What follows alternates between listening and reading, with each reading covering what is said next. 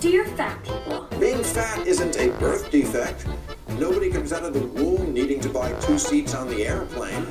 We have these things to shield people from. We call it fat shaming. Don't tell someone they're fat, let them just be morbidly obese and go through life at a massive risk of heart attack or stroke or diabetes.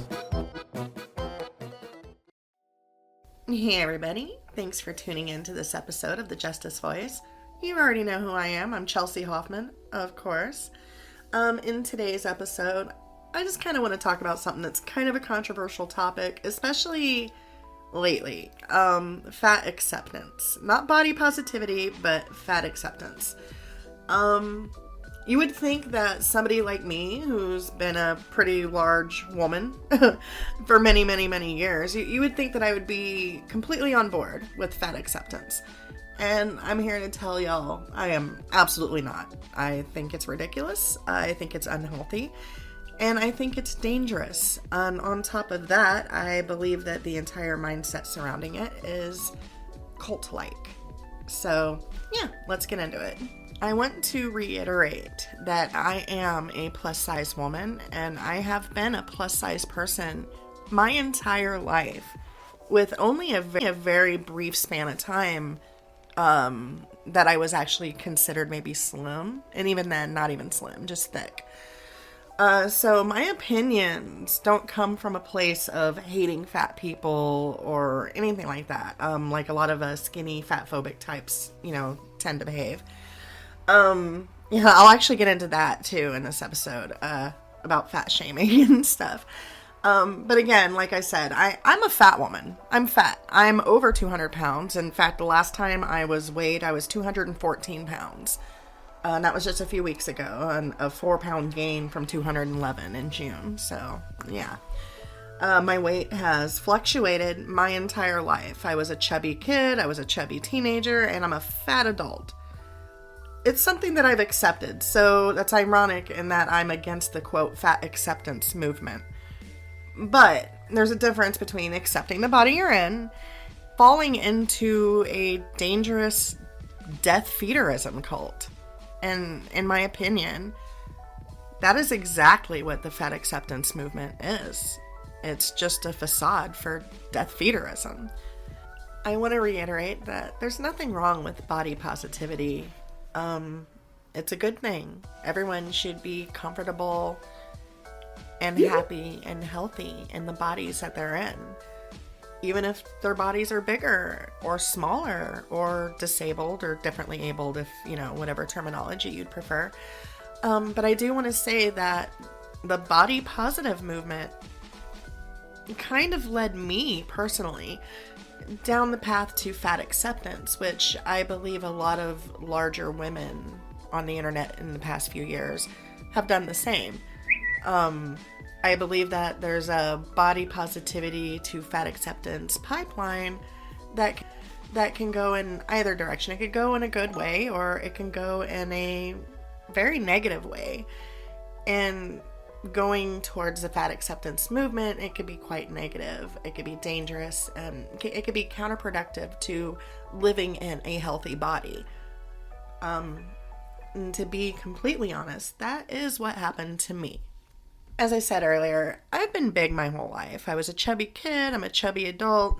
It is what it is. But there has been a lot of struggle involved with that. Most of my life has spent on and off different diets and trying to either maintain a less fat weight or trying to lose loads of weight. I've never in my life been really comfortable with the weight that I'm at. That didn't change until around 2014, maybe 2015,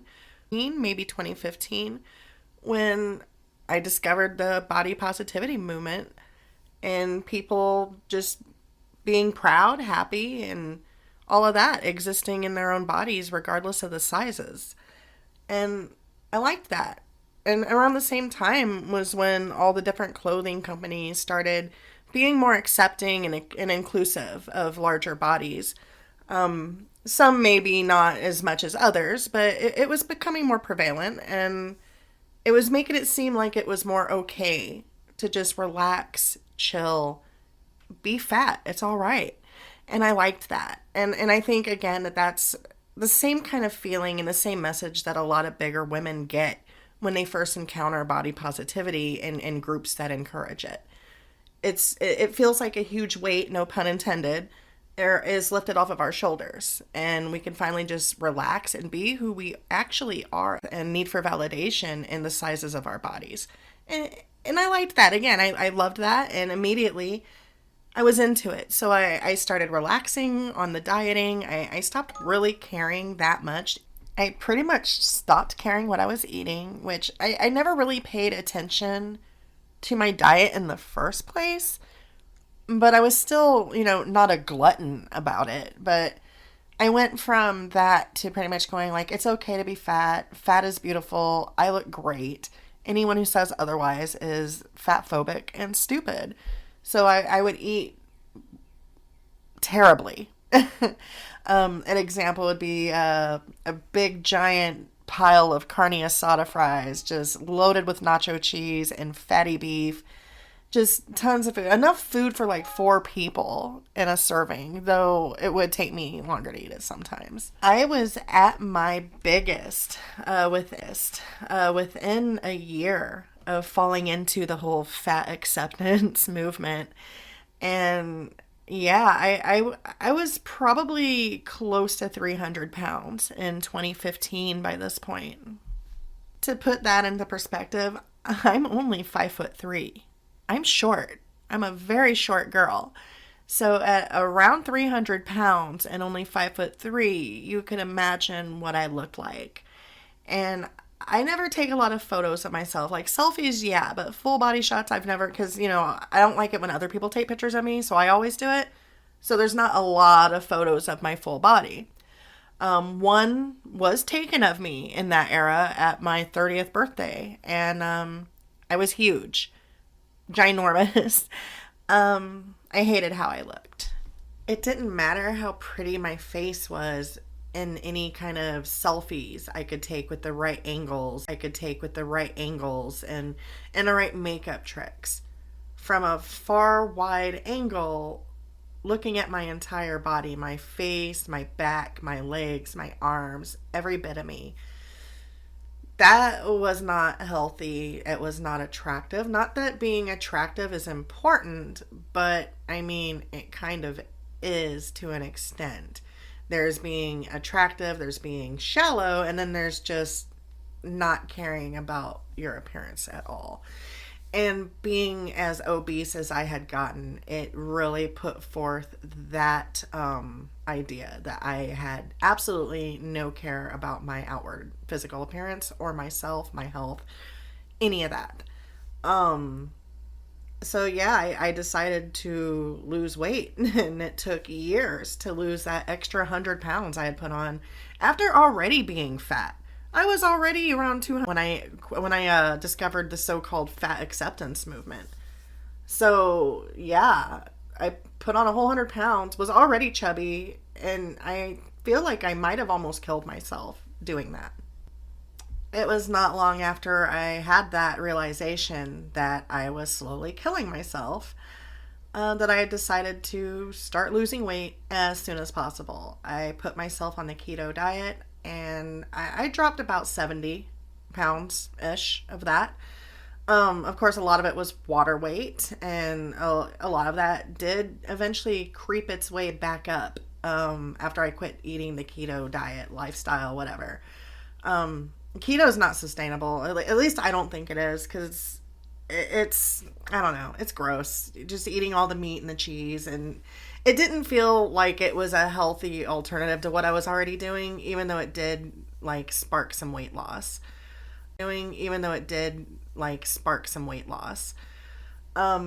Fast forward to 2016, 2017, I had already done keto, dropped some weight, gained some weight back, was miserable about it.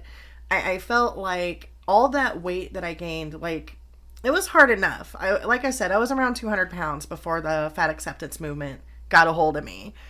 It was hard enough keeping that weight off and maintaining just being at 200 or so, Once I put on that extra 100 pounds, once I hit around that 300-pound mark, that bit of extra weight became nearly impossible to shed. It was kind of frightening, to be honest. The level of difficulty it was for me to keep off that extra 100 pounds that I had put on, again, on top of already being overweight.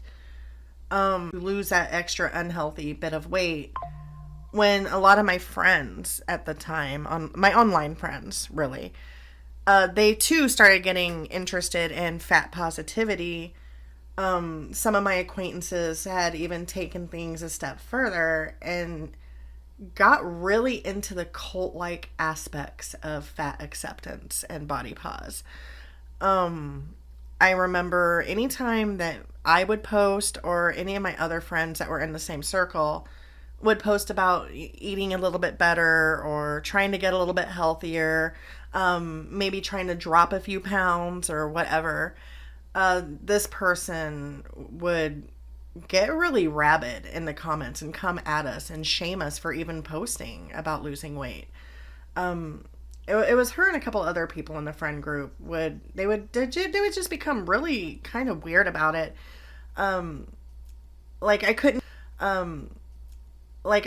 even really post about my diet endeavors on my own Facebook wall without one or two of these people acting like they were triggered and I was being abusive towards them and their obesity by wanting to put a stop to my obesity.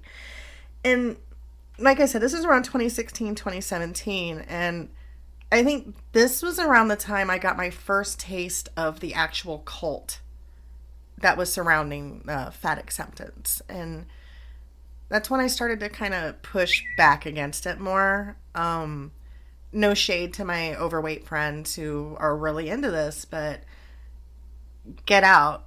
You're killing yourselves. I was not healthy at almost 300 pounds. I was not healthy at 260 pounds. I was not healthy at 240, 230, 220. I'm not healthy to 211 pounds. I'm healthier than I was over 100 pounds ago, though. So that goes to say obesity in general is just not healthy. It wasn't healthy on my body and my system, and it's not healthy on the vast majority of human bodies, which has been proven time and time again. Even over the course of the past few years of body positivity, which is great. Body pos is great if you don't slide down that little slope. But over the past few years with the fat acceptance movement, it has been made apparent that this cult-like philosophy is dangerous, and that the influencers who have been out and about over the past several years proclaiming health at every size and loving who you are, and it's okay to be 600 or more pounds even sometimes. These people are dead. A lot of them are dead. A lot of them are dead. Okay? So that should tell you this is dangerous. Being this obese and being this accepting of obesity and being super inclusive of obesity to the point that everyone has to tiptoe around the health concept of it, it's not good. It's not good. And we're in an era of just watching a bunch of foolish people kill themselves slowly and drop like flies. And I used to be one of them, and it sucks. But I refuse to kill myself slowly with food and arrogance. And that's exactly what it is. It's arrogance. And, of course, I'm not talking about people who have legit medical conditions like, lymphedema, lipedema, where you just can't even lose the weight. You just keep gaining. These are real conditions. Though some of them can be managed with, exercise and weight. But that's beside the point. I'm ranting and rambling in this episode, I guess. Yeah. I ruined my life with food, binge eating, and lack of self-care. And I'm hoping that it's not too late for me this time. We need to be actively deconstructing the idea that weight loss and getting smaller is what health is. Okay, this is the fatness spectrum. A small fat is a size 18 and lower. 1X or 2X. I'm a 4X, 5X. I'm a size 26, sometimes 28. I am the super fat you say I'm speaking over. I'm out of breath constantly. I wish I knew the cost of eating. I wish I knew the cost of the comfort at the time that I was seeking. And I just want this to be a warning to other people.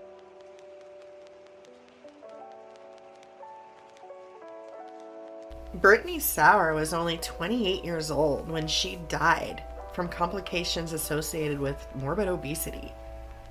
Sauer was a pretty well-known influencer on TikTok and other platforms directly associated with fat acceptance. It was too late for her, however, when she realized what she had been doing to herself, and she issued a warning and a sort of apology to herself, I guess, shortly before she passed away. She was racked with regret, knew that she had destroyed her body, destroyed her health, and she had fallen victim to the cult-like mentality that being fat was healthy altogether, when everybody's body is different, but overall, extreme obesity is incredibly unhealthy for anybody. She lost her life gambling that. Other fat influencers that lost their lives to obesity and obesity-related illnesses or complications include Taylor Lejeune, who died of a heart attack in 2023. He had gained a huge amount of followers on social media for his mukbang type content where he ate bizarre foods and pretty much binge ate. He just got fatter and fatter and fatter, and eventually he lost his life to this entire thing. Another influencer who died from obesity is Jamie Lopez, a reality TV star who died at only 37 years old. And to say that she was obese would be an understatement. She probably weighed close to 500 pounds, though I might be over-guessing or under-guessing, I'm not sure. Like Brittany Sauer, Jamie Lopez, unfortunately and tragically, lost her life after she decided to make a major life change. She dropped a lot of weight and still died from complications related to her obesity. There's also Kat Pause, who, also known as Caitlin Claire Pause. She was very well known in the fat acceptance community, even an academic of sorts, or literally. She spent a lot of her time advocating for fat acceptance, and not only fat acceptance, but fat empowerment, fat fetishism, maybe that's too strong of a word.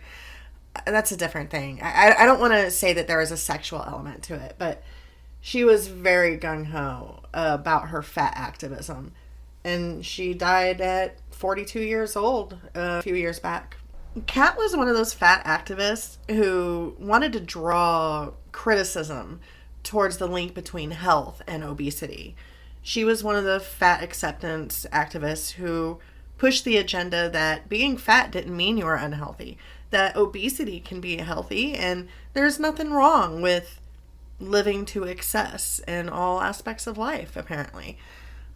She'd even had a radio show where she put out her beliefs and her philosophies.